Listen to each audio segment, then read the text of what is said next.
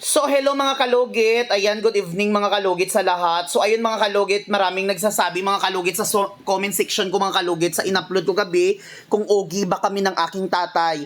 Yes po mga kalugit, okay po ang aking tatay at sobrang bait po ang aking tatay.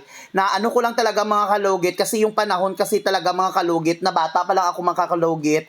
Ang tingin kasi sa ibang mga tao mga kalugit, yung mga bakla is parang salot, di ba? Kasi alam nyo mga kalugit, grabe mga kalugit, binubuli ako ng mga tao doon sa amin before mga kalugit. Hindi ko lang sasabihin kung sino. Na-remember ko mga kalugit, no? Na-remember ko nung ako bata pa lang ng mga kalugit. Kumukuha ako ng mais mga kalugit sa dryer.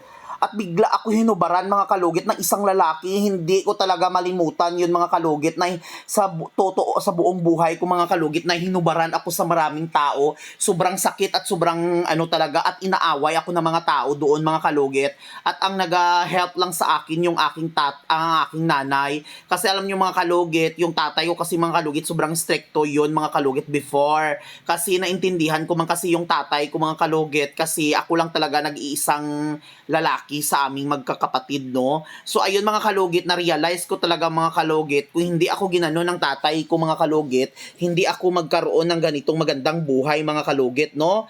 So, ayun mga kalugit, ayan, hindi talaga ako nagtanim ng galit sa aking tatay kasi alam ko kahit magtanim ako ng galit sa aking tatay, ako pa rin ang talo mga kalugit kasi tatay is tatay, no? Kung wala siya, hindi mo yan makamit ang tagumpay, di ba mga kalugit? Sa ano mga dyan na mahilig magtanim ng mga galit sa inyong mga magulang, kunin nyo para magkaroon ng successful ang buhay nyo kasi kung mahalin nyo talaga yung mga magulang nyo, magaganda talaga ang buhay nyo mga kalugit. Tandaan nyo yan mga kalugit.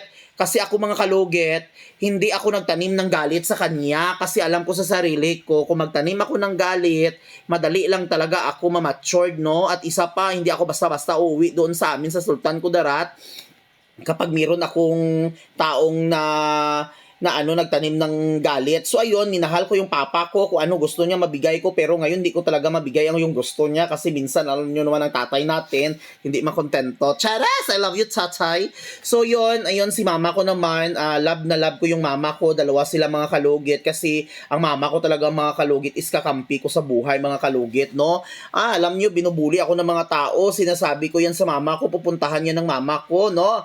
Marami dyan sa aming lugar binubuli ako. Hindi ko lang sabihin ng mga pangalan nila. Hanggang ngayon, masakit pa rin ang tingin nila sa akin, no? Kasi ganun talaga ang buhay. Alam nyo naman ang mga tao, ng mga kalugit, hindi sila happy sa mga future mo sa buhay, no? Kasi ako mga kalugit, bata pa lang talaga ako mga kalugit. 16 years old, nag-home service na talaga ako mga kalugit. At ayun, napunta ako, dinala ako ni Lord dito sa Davao. Dito ako yumaman. Charas! Yumaman ha. So, tama-tama lang mga kalugit, no? Ayun, ngayon 29 years old na ako mga kalugit. Sobrang sarap sa buhay. Sabi ko nga sa sarili ko, kung magkaroon ako ng ganitong kapalaran, gaganda yung buhay mo. Gaganda talaga ang buhay mo pero hindi pala basta-basta, no? Kahit may pera ka mga kalugit, nakapundar, ikaw struggle pa rin sa buhay, no? Kasi alam nyo mga kalugit, minsan kasi may mga tao talaga nagbibigay ng mga minsan may mga tao talaga nagbibigay sa iyo na minsan i-down ka, no? Pero yun, lumalaban ka pa rin sa buhay mo.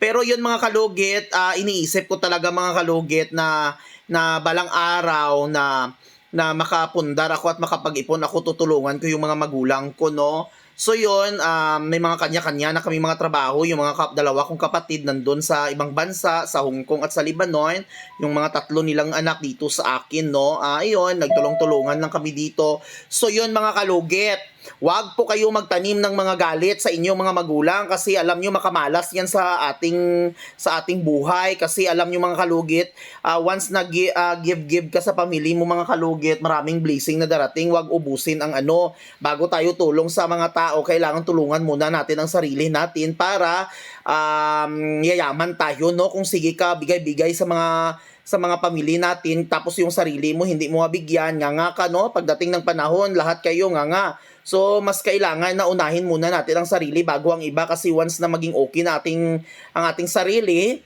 doon na tayo tutulong at yung ating blessing umaawas-awas. So, yung mga kalugit, hindi ko talaga makalimutan nung bata pa ako mga kalugit na naalala ko yung mga kalugit nung nag-home service ako mga kalugit every day.